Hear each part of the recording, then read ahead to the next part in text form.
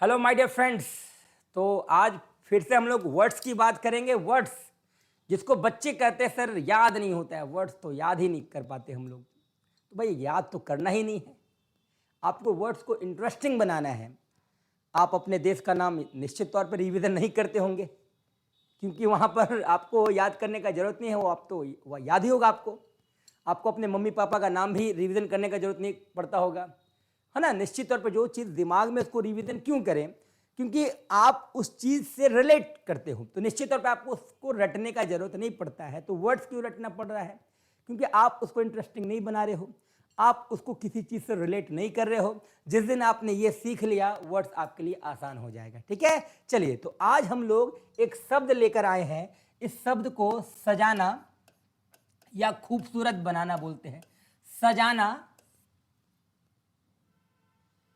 सजाना या खूबसूरत बनाना।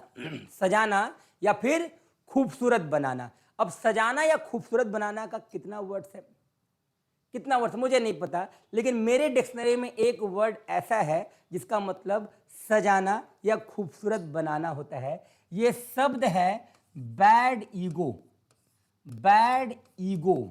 ईगो का मतलब आप लोग को पता है अहंकार या घमंड होता है, और हमेशा याद रखना अहंकार और घमंड जो है वो बुरा ही होता है। तो बैड ईगो यानी कि अहंकार जो है वो बुरा होता है। तो अहंकार बुरा होता है, बैड ईगो जो है उसका मतलब मेरे डिक्शनरी में खूबसूरत बनाना या सजाना होता है। सजाना या खूबसूरत बनाना होता है। अब बोलोगे सर ये बैड क्या है, तो बैड में आप लोग बी से देख लो। बी से एक वर्ड है ब्यूटीफाई। ब्यूटीफाई डिक्शनरी में देख लेना। ब्यूटीफाई का मतलब क्या होता है? खूबसूरत बनाना या सजाना। ब्यूटीफाई दैट इज खूबसूरत बनाना या सजाना। उसी तरह हम लोग अगर ए की बात कर लें, इंग्लिश डिक्शनरी का बहुत ही खूबसूरत वर्ड है ये एडॉर्न। एडॉर्न का मतलब खूबसूरत बनाना या सजाना होता है। आप इसको स्पोकन में इस्तेमाल कर सकते हो, काफी स्टैंडर्ड वर्ड है ये। तो बैड में बी से ब्यूटीफाई, ए से क्या हो गया? एडॉर्न हो गया। और जहां तक डी की बात करें तो बच्चे को पता होगा डेकोरेट का मतलब क्या होता है। डेकोरेट यानी सजाना। आप लोग अपने घर को डेकोरेट निश्चित तौर पे करते होंगे, लेकिन डेकोरेट के साथ एक और स्टैंडर्ड वर्ड्स को आपको जानना है। ये वर्ड है डेक। तो डेक का मतलब ही होता है सजाना, और डेकोरेट का मतलब भी क्या होता है? सजाना होता है। तो बैड का कंसेप्ट क्लियर। बैड में बी से ब्यूटीफाई, ए से एडॉर्न, डी से डेकोरेट और डेक। चार शब्द हमने याद कर लिया। अब आ जाओ ईगो में। ई, जी और ओ। अगर हम लोग ई जी ओ की बात करें तो ई से एक बहुत ही अच्छा वर्ड बना है इंग्लिश में इम्बैलिस। इम्बैलिस, अगर हम लोग इम्बैलिस की बात करें तो इम्बैलिस का मतलब भी क्या होता है?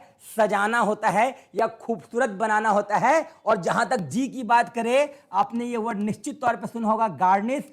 फूड मटेरियल को सजाने के लिए आपको गार्निश का इस्तेमाल करना पड़ता है। और अगर हम लोग लास्ट वर्ड की बात करें वो है ओ दैट इज ऑर्नामेंट। ऑर्नामेंट का मतलब गहना भी होता है नाउन के रूप में, और ऑर्नामेंट का मतलब सजाना भी होता है। तो सजाना और खूबसूरत बनाना का हमारे डिक्शनरी में तो एक वर्ड है, वो क्या है? Bad ego. Bad ego. इस बैड में बी से ब्यूटीफाई, ए से एडॉर्न, डी से डेकोरेट और डेक। ईगो में ई से इम्बैलिस, जी से गार्निश और ओ से ऑर्नामेंट हो चुका है। यानी करीब करीब हमने सजाना या खूबसूरत बनाना का 7 वर्ब अभी हम लोगों ने याद किया।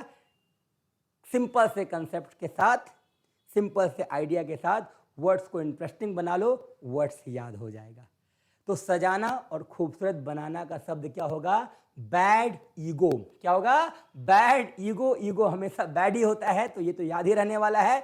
बैड में बी से ब्यूटीफाई, ए से एडॉर्न, डी से डेक या डेकोरेट। अगर हम लोग ईगो की बात करें तो ई से क्या हो जाएगा बताओ? इम्बैलिस हो जाएगा।